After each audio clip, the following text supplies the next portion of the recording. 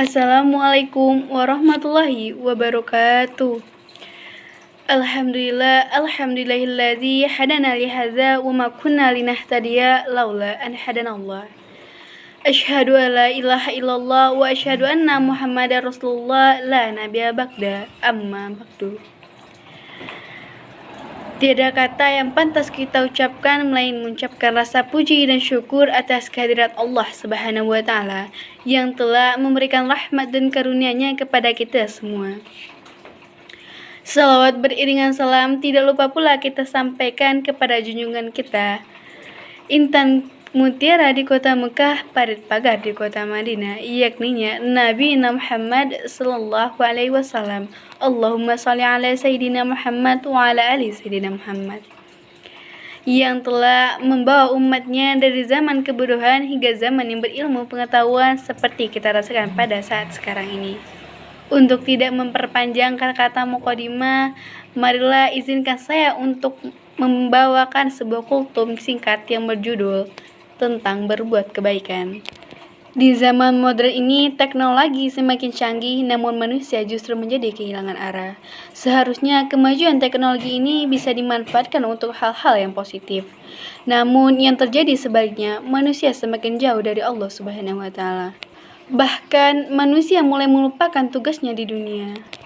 Alangkah baiknya jika sebagai hambanya yang beriman, teknologi ini bisa digunakan untuk menyebarkan kebaikan. Contohnya berbagi informasi seputar keutamaan beramal dan tips meningkatkan ibadah dan banyak lainnya.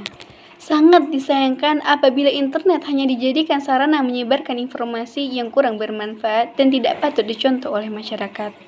Menyebarkan kebaikan dapat menjadi sebuah amal jariah, begitu pula saat memberi contoh buruk kepada masyarakat akan menjadi dosa jariah yang akan terus mengalir hingga kita meninggal nantinya.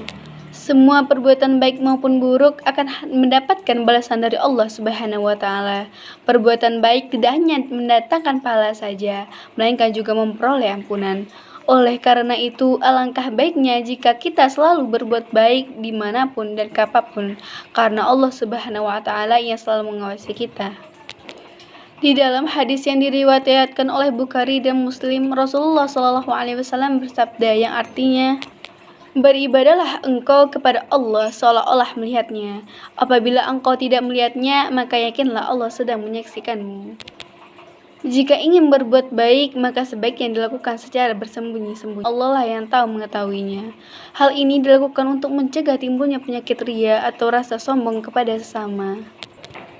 Dalam surah Al-Quran, surat Al-Qasas ayat 77 yang artinya, "Dan berbuat baiklah kepada orang lain sebagaimana Allah telah berbuat baik kepadamu." Dalam ayat ini, Allah Subhanahu wa taala memberikan perintah untuk hal yang juga dilakukan olehnya. Hal ini menunjukkan keutamaan berbuat baik. Kita menaati perintah Allah bukanlah sebagai paksaan, namun karena melainkan ikhlas karena Allah Subhanahu wa taala.